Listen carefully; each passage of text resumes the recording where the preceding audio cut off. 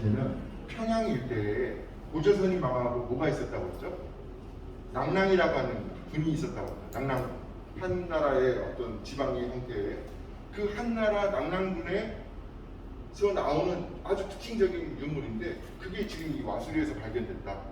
그걸 놓고 봤을 때 이것 말고도 다른 그러니까 토기에 여러 가지 기형들이 있는데 낭랑식 토기라고 하는 것들도 여기 아까 말씀드린 중도식 토기하고 더불어서 많지는 않지만 몇 점 나오는 걸 봤을 때 낭랑 지역과 이 철원 지역 간에 교역이 있었다는 것들을 우리가 알 수가 있는 거예요. 그리고 제가 이 교통로를 강조했는데 평양으로 그러니까 원산에서부터 출발해 가지고 우리가 평양을 간다면 이 철원에서 틀어야 돼요. 철원에서 그러니까 서쪽 쪽으로 그러니까 서북 쪽으로 조금씩 올라가면 평양으로 가는 길이 이게 있더라고요. 남쪽으로 계속 내려가면 서울이 가는 거고 그리고 또 개성도 가깝고 그러니까 이 지역에 어떤 낭랑과의 교류가 있었다는 것들을 우리가 이 유물을 통해서 이제 알 수가 있는 거죠. 지금 그리고 또 이거 여러분들도 잘 팥죽 해먹는데 이 와수리에서 팥에 치약 이런 것들이 또 집자리에서 같이 나왔어요. 그러니까 오곡의 하나긴 하지만 어쨌든 간에 우리가 이제 벼나 이런 것들 여기서는 못 찾았지만 팥을이라는 작곡들이 이제 나온 걸 봤을 때 이 사람들이 이제 이 작곡을 이제 먹었다는 것들도 우리가 이제 알 수가 있는 거죠. 자, 그래서 이제 저희가 이제 이건 이제 제 전공 분야 산쪽이 아니라서 저도 되게 조심스러운데, 근데 이제 제가 이제 학계에 여러 가지 지금 얘기되고 있는 그런 것들만 보면 철원의 지역은 아마도 예맥이라고 들어보셨죠? 예맥의 사람들이 살지 않았을까?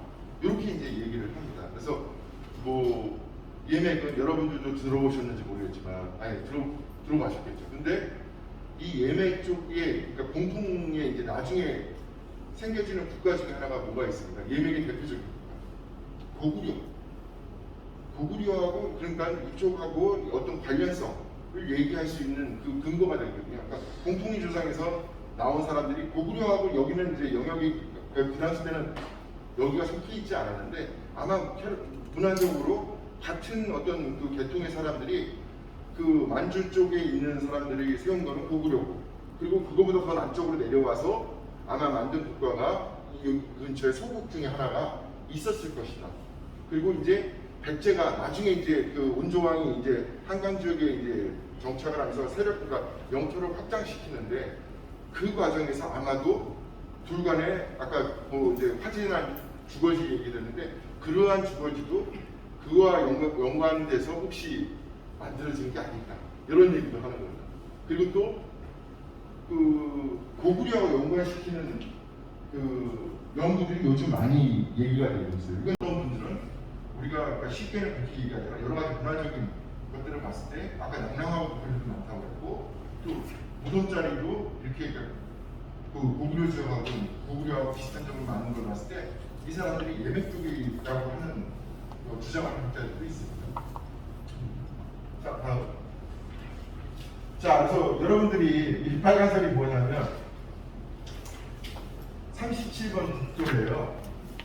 37번 온조가 한강에 정착을 하고 서울에 지금 세력을 이렇게 확장하면서 이들이 대치되는 그 지역적인 어떤 그 경계선이 지금의 이제 37번 국도를 따라서 아마 형성되지 않았을까 이렇게 이제 얘기를 하는 거죠.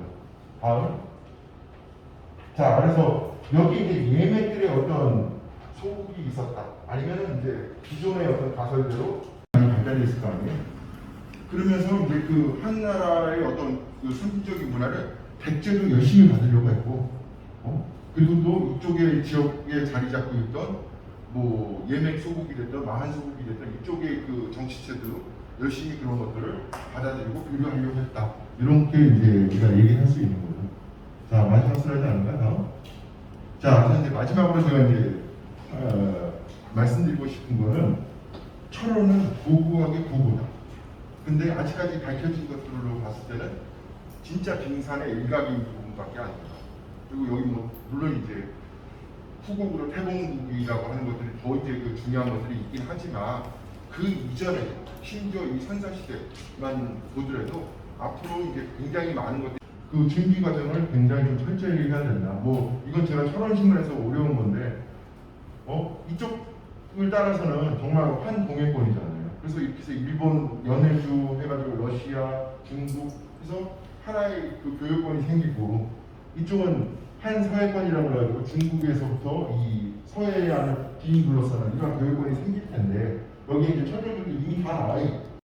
질문 하나 좀 하겠습니다. 제가 오늘 들은 것 중에 두 가지가 굉장히 좀 기나온 것 같은데 흑요석이라는 것이 백두산하고 연관이 된다면은 그때 이제 어떤 지질 형성과 관계되는 것이지 아니면은 사람에 의해서 전파돼가지고 문화가 전파된 것인지 그거 좀 하나 밝혀주시고요.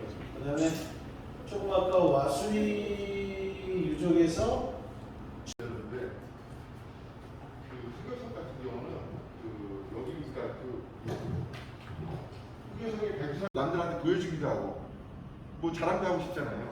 그러니까 나 이런 거 있는데 너 뭐하고 바꿀래? 그 바꿔가지고 교육을 통해서도 왔을 수도 있기 때문에 우리가 교육론하고 직접 이주설 두 가지 설이 지금도 학계에서는 그 대립되고는 있습니다. 그렇긴 하지만 어쨌든 간에 교육을 통해서 아니면 이 사람들이 활동 반경이 넓어서 직접 교육문을 갖고 왔던지 간에 우리가 알고 있는 그 상식을 넘어서 굉장히 먼 지역까지 그 유물 같은 경우는 제가 그러니까 사실은 거기 전공이 아니고 제가 여기 강의하기 위해서 저쪽 열심히 공부를 했거든요. 하면서 근데 여기만 와수리만 나온 건 아니고 드물게 다른 그 낙랑하고 관련이 있다고 하는 데서만 나온다고 이렇게 얘기를 하더라고요. 그래서 저는 이제 그것만 요즘에 네, 그 질문 예. 어떻게 표시판이라도 있으면 좋겠는데 그런 소관에서 말씀드렸습니다. 선생님 보실 때는 어떻게 그런 게 당연히 그게 소장이 돼야 되겠죠. 여섯 군데 다 예, 근데 여섯 군데 다 그